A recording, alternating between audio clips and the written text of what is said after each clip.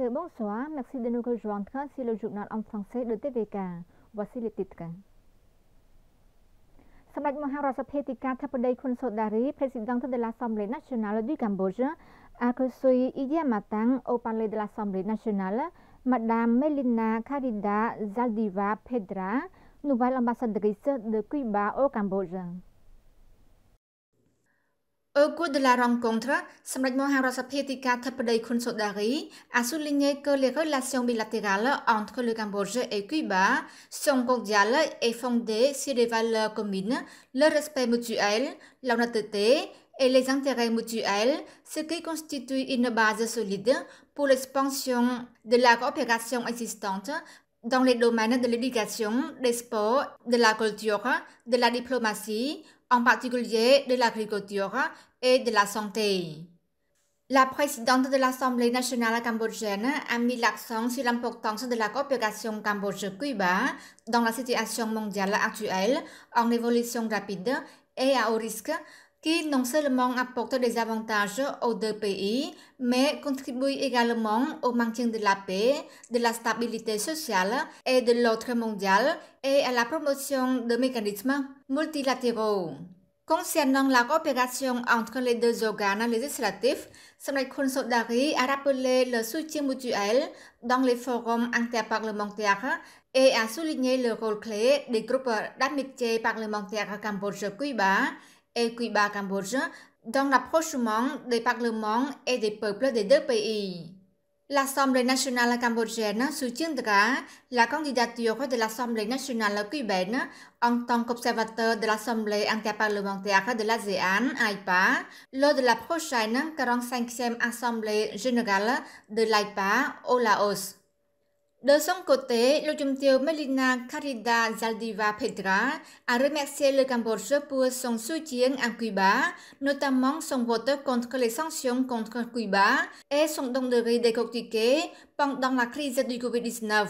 La nouvelle diplomate a exprimé son engagement à continuer de renforcer les liens d'amitié et de coopération entre les deux pays et a réaffirmé le soutien de Cuba au développement des ressources humaines du Cambodge à travers l'octroi continu de bourses aux étudiants cambodgiens.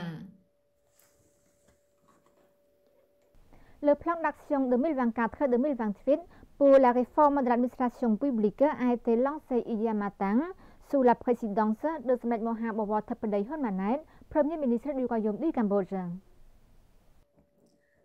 Le gouvernement royal du Cambodge a lancé le plan d'action 2024-2028 pour mettre en œuvre des mesures clés pour la réforme de l'administration publique. Ce lancement a eu lieu dans une réunion du Comité national de réforme de l'administration publique tenue le 12 juin 2024 au Palais de la Paix à Phnom Penh sous la présidence de Samdech Mahabowor Thappadei Hun Manet, Premier ministre. À cette occasion, le chef du gouvernement royal a souligné l'importance de mettre en œuvre les mesures clés de la réforme de l'administration publique qui constitue la base la plus indispensable pour établir un système d'administration publique réalisable, dynamique et résilient.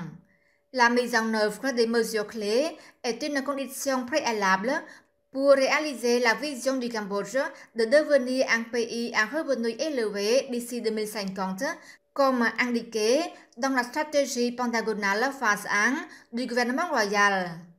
Samdech Thappadei Hun Manet a affirmé au cours des 25 prochaines années, le Cambodge deviendra une nation dynamique, dotée d'un État robuste, d'une bonne gouvernance et d'institutions solides, transparentes et responsables et servira efficacement la nation et le peuple grâce à la dynamique du système de parties prenantes.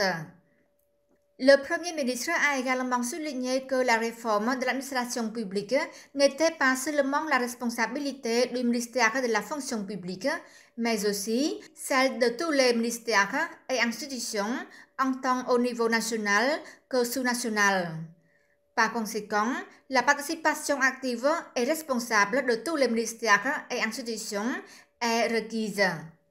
Samdech Thappadei Hun Manet a demandé et encouragé tous les ministères, institutions et administrations provinciales municipales à continuer de travailler de manière proactive et à renforcer une meilleure coopération entre eux. La Banque asiatique de développement BAD continue de renforcer sa coopération sur les secteurs prioritaires avec le gouvernement royal du Cambodge pour améliorer le niveau de vie des Cambodgiens.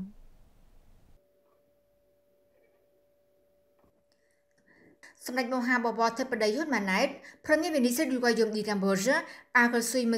Masasugu Asakawa, président de la Banque asiatique de développement BAD, au Palais de la Paix pour une visite de courtoisie et une discussion du travail.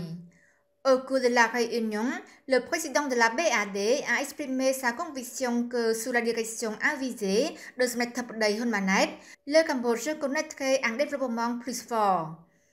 Il a également informé Sommet Tepadayut du lancement officiel du bureau de représentants de la Banque BAD au Cambodge. Cela démontre l'engagement croissant en faveur d'un partenariat solide entre la BAD et le gouvernement royal du Cambodge pour améliorer le niveau de vie des habitants cambodgiens. En outre, le président de la BAD a réitéré son engagement à continuer de soutenir le gouvernement royal du Cambodge à travers la stratégie de partenariat pays en se concentrant sur 3 points clés. 1. Prospérité grâce à la diversification économique en mettant l'accent sur l'amélioration du niveau de vie de la population. 2. Investir dans les personnes en mettant l'accent sur l'éducation et la formation professionnelle. Et 3. Soutenir la planète en mettant l'accent sur l'environnement et le climat. En réponse, Sommet Tepadayut, Premier ministre, a accueilli le président de la BAD en mission au Royaume du Cambodge et il lui a exprimé sa joie et ses félicitations pour l'ouverture officielle du bureau de représentants de la BAD au Cambodge. Il a également remercié la BAD pour son engagement à continuer de soutenir le gouvernement royal du Cambodge, notant que le gouvernement royal du Cambodge, 7e législature de l'Assemblée nationale, a lancé de nouvelles initiatives pour assurer une croissance durable et résiliente afin de s'améliorer le niveau de vie de la population et réaliser la vision du Cambodge 2050, visant à devenir un pays à revenus élevés. Dans le même temps, Sommet Tepadayut a également déclaré que le gouvernement royal avait défini un certain nombre de programmes de réforme pour réaliser la vision de 2050 à travers des réformes dans les domaines de l'éducation, de la santé, du capital humain et d'autres domaines importants. សូមសិលឡងសអុកញ៉ាងគួយសុផលសាយវងឌុយដងលកមីនដពោចម្រើន district de Bosait, province de Kampong Speu, pour inspecter les activités de labour des rizières de saison des pluies du groupe de Sommet Eux. Son Excellence ông Nhà Quy Sụp Paul, conseiller personnel du roi et ministre d'État chargé des affaires générales du ministère du Palais Royal, accompagné de son Excellence Chihon, ministre du ministère du Palais Royal et des autres responsables du ministère du Palais Royal, a inspecté les activités du groupe de Sommet Eux qui intervient activement pour aider à labourer les rizières de saison des pluies pour les agriculteurs pauvres de la commune de Po Chamran, district de Bosait, province de Kampong Speu. À noter que les labours du groupe de Sommet Eux auprès des agriculteurs de la commune de Po Chamran s'est déroulé en utilisant 4 tracteurs et 5 bulldozers. Ce sont des cadeaux précieux de Sa Majesté le Roi et de Sa Majesté la Reine Mère du Cambodge. Le groupe de Sommet Eux a commencé le 1er juin 2024 à labourer toutes les terres agricoles pour les agriculteurs de cette zone. Jusqu'aujourd'hui, il a réalisé 89 hectares. Le groupe de Sommet Eux terminera à labourer toutes les terres agricoles pour les agriculteurs de cette zone et continuera à labourer les terres agricoles pour les agriculteurs d'autres zones, conformément aux directives de Sommet Vivian, chef du groupe de Sommet Eux, qui a toujours respecté la haute sagesse de Sa Majesté le Roi du Royaume du Cambodge et de Sa Majesté la Reine Mère de la Nation Khmer, qui sont attentives au bien-être et aux difficultés dans la vie des pauvres. À cette occasion, son Excellence Ogna-Quy-Sopol a adressé un message de salutation de Sa Majesté le Roi et de Sa Majesté la Reine-Mère à ses peuples.